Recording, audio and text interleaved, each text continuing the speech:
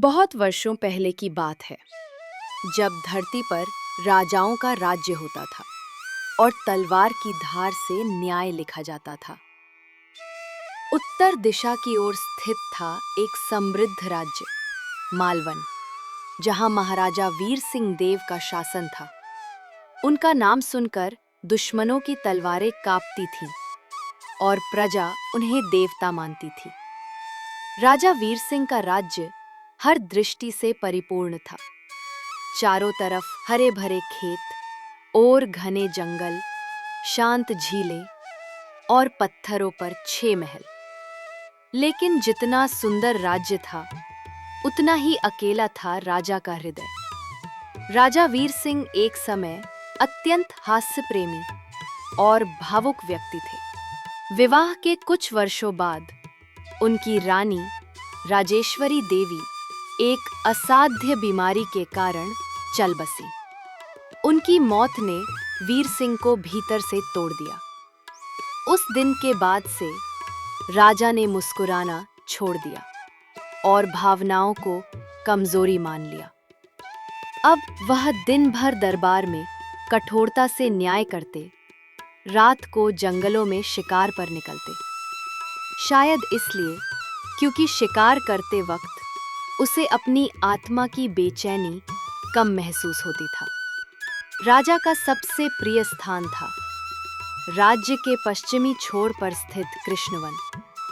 ये जंगल सुंदर था, लेकिन अनजान और रहस्यमय भी। राजा हर पूर्णिमा की रात वहां अकेले शिकार पर जाते, किसी को नहीं बताते, न सेनापति को न मंत्री को।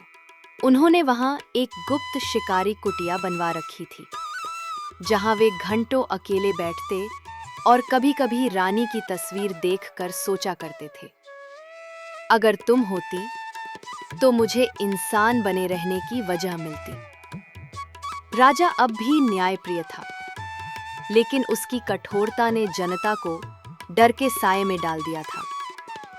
बच्चे कहते, राजा अब पहले जैसे नहीं रहे। बुजुर्ग कहते, उनकी आंखों में अब इंसान नहीं, शिकारी बसता है। एक दिन एक वृद्ध ब्राह्मण ने कहा, जिसका हृदय सूखा हो, उसका शासन भले ही समृद्ध हो, लेकिन आत्मा कब मर जाती है, कोई जान नहीं पाता। इसी बीच पड़ोसी राज्य महाराणा कुंवर जी ने युद्ध की घोषणा कर दी। राजा वीर सिंह ने युद्ध की तैयारी तो कर दी, लेकिन उनके सेनापति वीरबल सिंह ने चिंता जताई। महाराज, युद्ध में जीत तलवार से नहीं, आत्मा से होती है, और आप अब आत्मा से लड़ना भूल चुके हैं। राजा चुप रहे। उनकी आंखों में कुछ थोड़ी सी चमका, लेकिन वो बोले कुछ नहीं। राजा अकेले कृष्णवन की ओर चल पड़े, अपने अंतिम शिकार के इरादे से। लेकिन उस रात जो हुआ, उसने राजा की आत्मा को झकझोर दिया। वहीं से शुरू होती है इस कहानी की असली गहराई। वो पूर्णिमा की रात थी। चांद की रोशनी में जंगल चमक रहे थे, लेकिन हवा में एक अजीब बेचैनी थी। राजा वीर सिंह अपनी तलवार और धनुष लिए अपने प्रिय जंगल कृष्णवन में दाखिल हुए। पर वो अकेला नहीं था। उसके भीतर का दर्द, खोखलापन और क्रोध उसके साथ चल रहे थे। राजा के मन में शांति नहीं थी, न रानी की याद से, न राजपाट से। बस एक शिकार, एक क्षणिक रोमांच, शायद उसी में उसे राहत मिलती थी।